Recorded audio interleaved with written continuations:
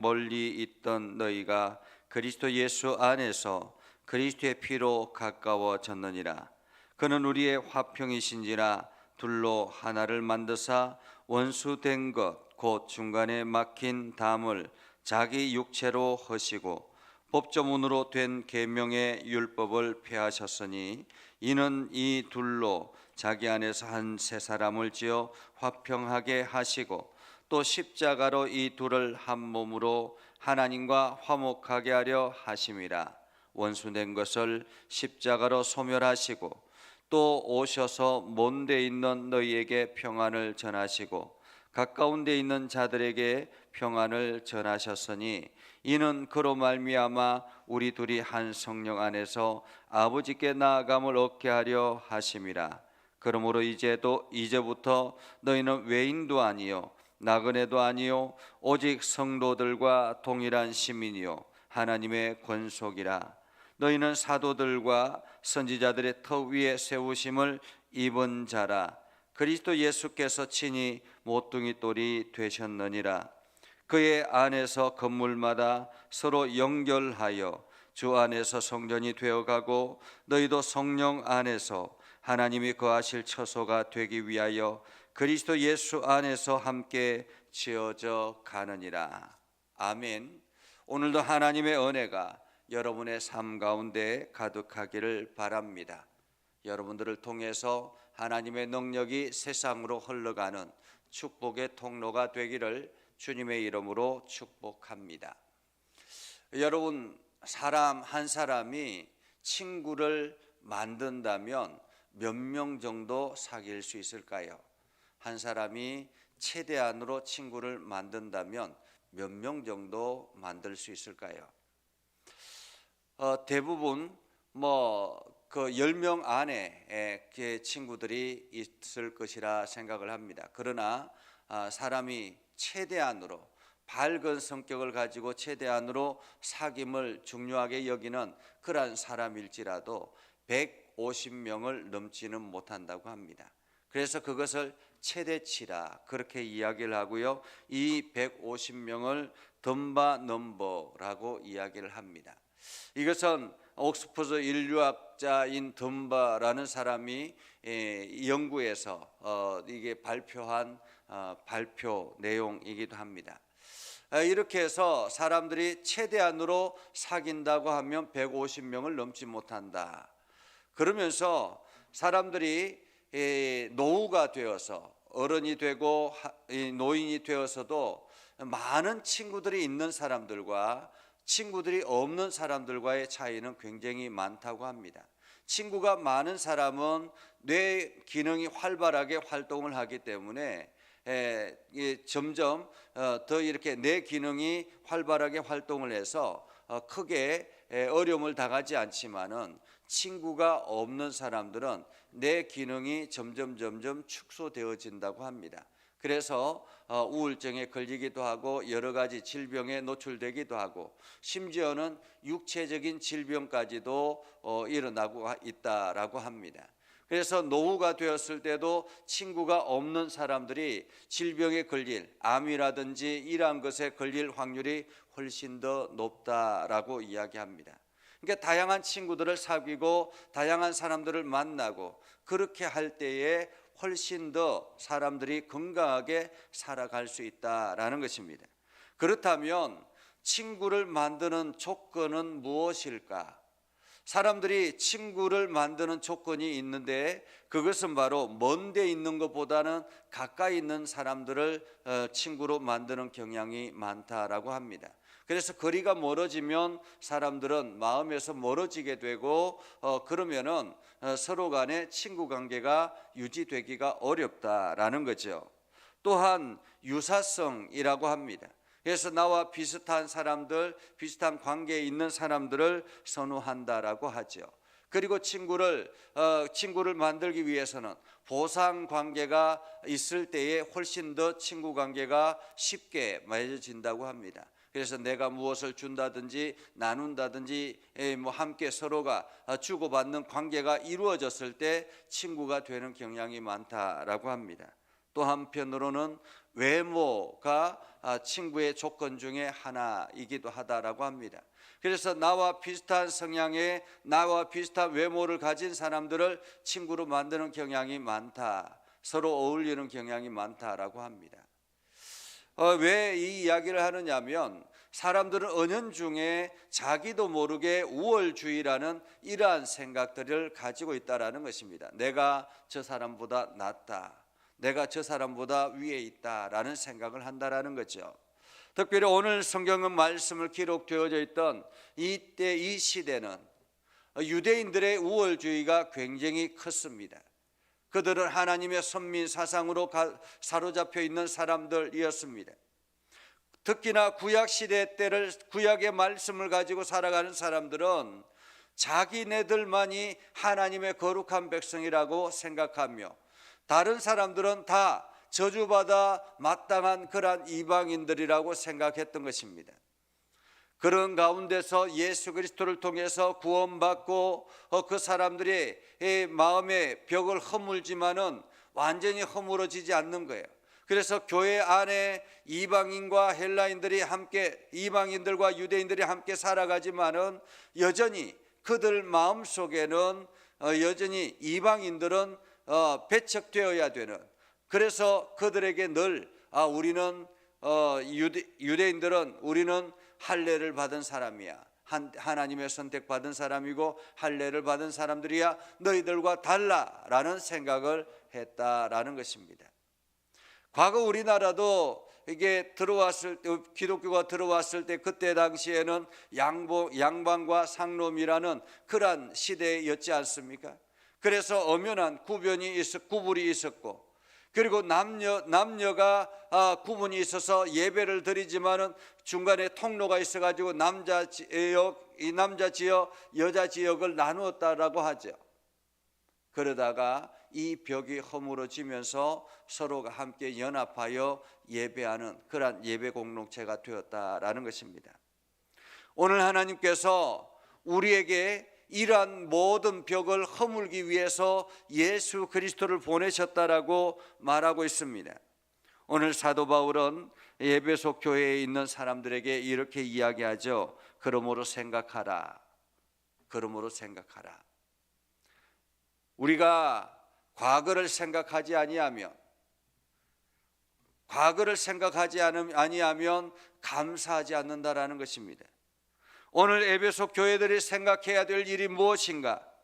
그것은 바로 이 에베소 교회 교인들의 과거였다라는 것입니다. 과거는 어떠했습니까? 너희는 그때 육체로는 이방인이요 손으로 육체에 행한 할례를 받은 무리라 칭한 자들로부터 할례를 받지 않은 무리라 칭함을 받은 자들이라. 다시 말하면 유대인들로부터 늘 할례 받지 못한 이방인들이라고 그렇게 무시당한 사람들이었지 않느냐라는 것입니다. 육체로는 이방인이요 라는 말은 진노의 자녀였던 과거였지 않느냐라는 말입니다. 12절에 그때의 너희는, 과거의 너희는 말이죠. 그때의 너희는 그리스도 밖에 있었고 이스라엘 나라 밖의 사람이라 약속의 언약에 대하여는 외인이요 세상에서 소망이 없고 하나님도 없는 자이더니. 과거에 이들은 하나님이 없는 사람들이었습니다. 소망이 없는 사람들이었습니다. 언약이 없는 사람들이었습니다. 그렇게 미래가 보장되지 않는 사람들이었습니다. 그들은 현실 속에서 안주하며 살아가는 그러한 사람들이었습니다. 현재가 가장 중요한 사람들이었죠. 미래가 보장되지 않기 때문에 현재의 것들을 더 우선시하고, 그래서 미래를 위해서 열심히 노력하고 자기 자신을 지키려고 노력하는 그러한 사람들이었습니다. 13절에 이제는 전에 멀리 있던 너희가 그리스도 예수 안에서 그리스도의 피로 가까워졌느니라. 지금은 이라는 말이죠.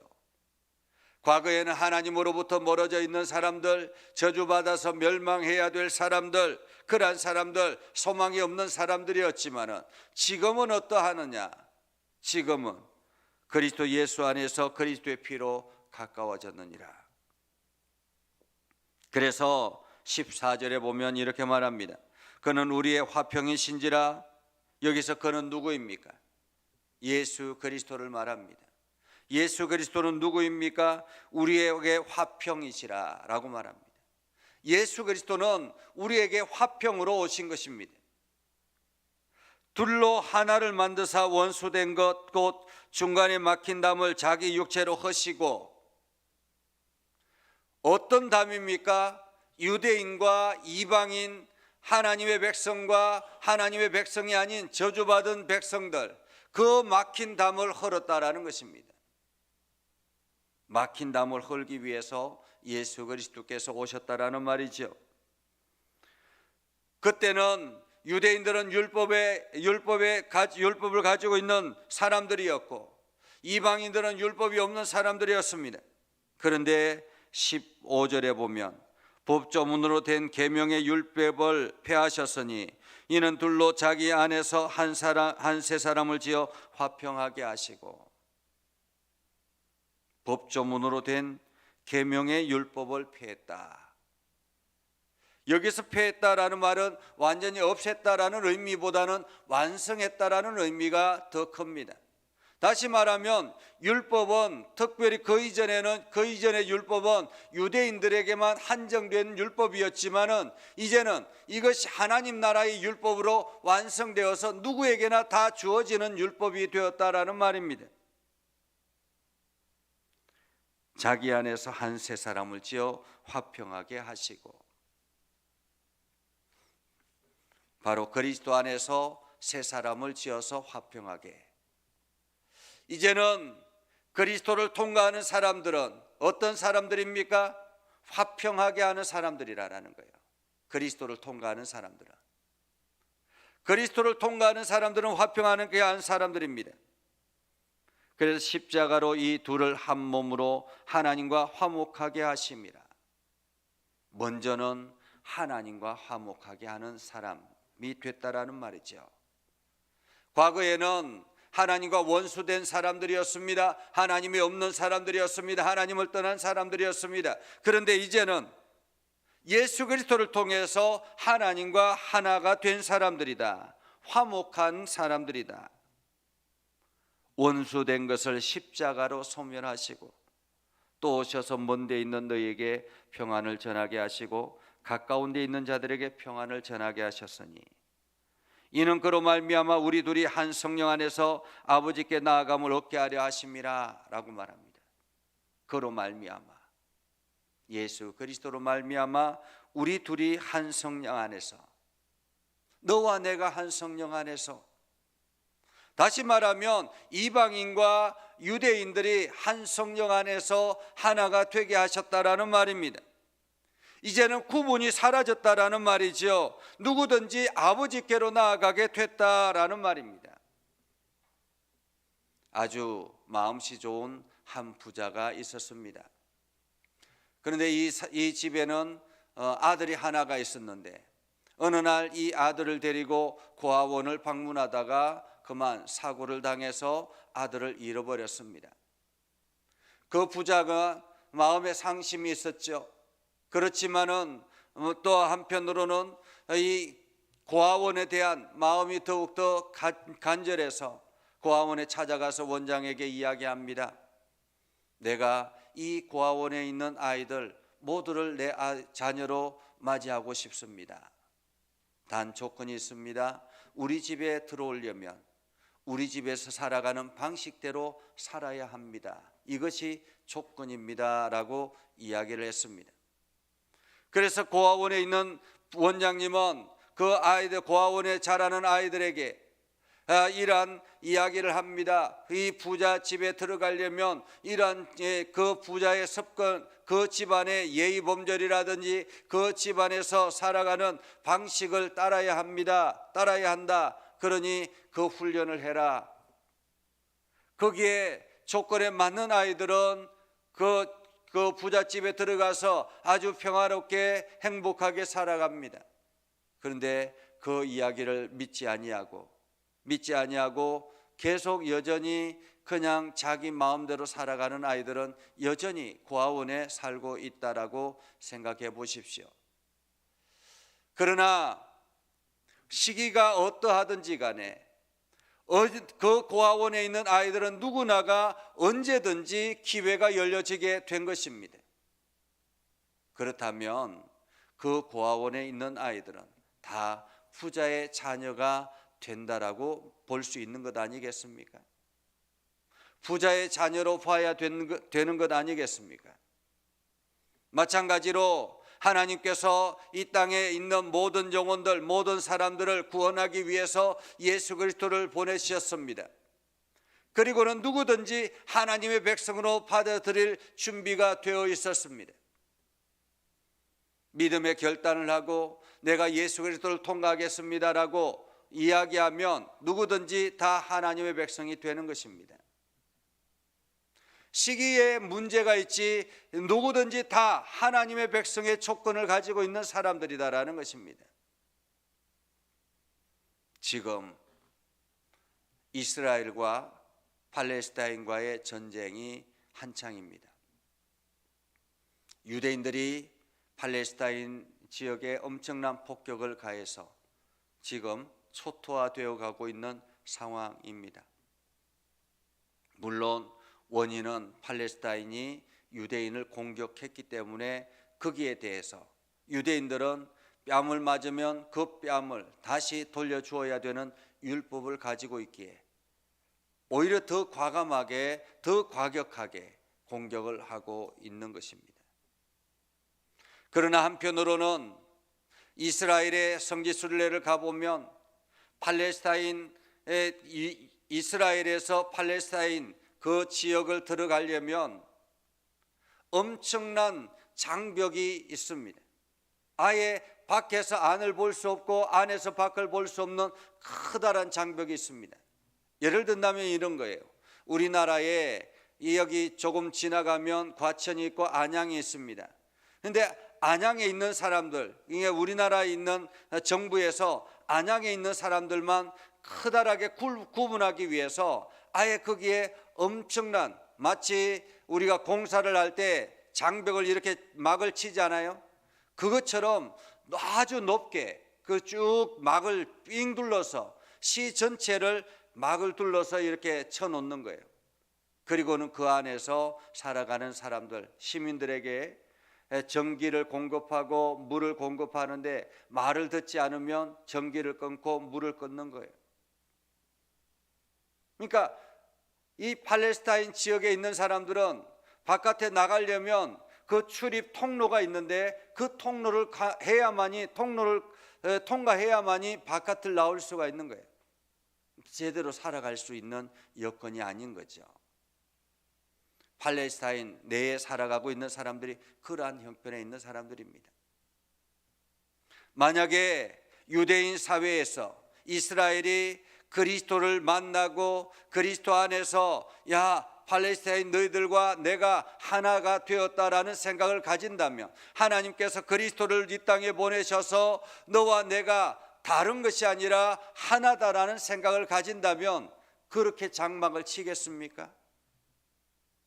오랜 기간 동안 그렇게 억압을 받다 보니까 무장 세력들이 생기기 시작하고 무장의 어떤 세력들이 막 이렇게 봉기를 일으키게 하고, 마치 과거에 우리나라가 해방을 맞이하기 위해서 해방 독립투사들이 있었잖아요. 그런 사람들처럼 지금 그렇게 살아가고 있는 것입니다. 어쩌면 그리스도를 알지 못해서 일어나는 비극이 지금 현장이라는 것입니다. 하나님께서 이것을 허물기 위해서 그리스도를 보내셨는데 아직까지도 유대 사회와 팔레스타인 사회 속에서 그리스도를 알지 못해서 서로 간의 적이라고, 그리스도 안에서 하나가 되었음에도 불구하고 서로 간의 적이라고 그렇게 싸워가고 있다는 것입니다. 19절에 보면 이렇게 말합니다. 이제부터 너희는 외인도 아니요 나그네도 아니요 오직 성도들과 동일한 시민이요 하나님의 권속이라. 이것은 특별한 것이 아니라는 말입니다. 너와 내가 하나님의 신민이요. 그래서 21절에 이렇게 말하죠. 그의 안에서 건물마다 서로 연결하여 주 안에서 성전이 되어가고, 예수께서 모퉁이의 머릿돌이 되셔서 누구든지 다 서로 그 건물 안에 연결하게 하셨기 때문에 우리는 하나가 됐다라는 것입니다. 성령 안에서 하나님이 거하실 처소가 되기 위하여 그리스도 예수 안에서 함께 지어져 가는 사람들, 그 사람들이 바로 에베소 교회요, 바로 저와 여러분들이라는 것입니다. 이제 우리는 다른 것이 아니라 하나입니다. 하나님이 거하는 성전이요, 내 안에 하나님이 거하시고 계시기 때문에 그 한 하나님이 동일하게 여러분 안에도 거하고 계시다라는 사실을 우리는 기억해야 할 것입니다. 그래서 오늘도 그분 안에서 그분의 생각을 가지고 그분의 뜻대로 하나님이 기뻐하시는 삶을 살아가는 그러한 삶을 살아야 할 것입니다. 오늘도 우리가 이 은혜 안에 거할 수 있기를 주님의 이름으로 축복합니다. 기도하겠습니다. 거룩하신 아버지 하나님, 오늘도 우리 가운데 함께 하시고 하나님의 은혜를 부어주셔서 우리가 믿음 안에 서게 하시고 하나님의 영광을 드러내게 하여 주시옵소서. 행하는 모든 일들마다 형통의 복을 누리게 해주시고 행하는 모든 일들마다 하나님의 은혜로 가득하게 하옵소서. 주의 영광을 드러내게 하시고 믿음에 결단하게 하시고 하나님의 영광을 드러내서 온 땅에 주의 복음을 선포하는 거룩한 성도들 되게 하여 주시옵소서. 오늘도 하나님이 베푸시는 능력과 은혜 안에서 평강과 위로와 소망을 가지게 하여 주옵소서. 예수님의 이름으로 기도드리옵나이다. 아멘. 이제는 우리 구주 예수 그리스도의 은혜와 하나님 아버지 극진하신 사랑과 성령님의 감화 감동 역사 위로 교통하시며 은혜가 주의 말씀 안에 있는 믿음의 백성들 위해 하는 모든 일들 위해 영원토록 함께 하옵시기를 간절히 축원하옵나이다. 아멘.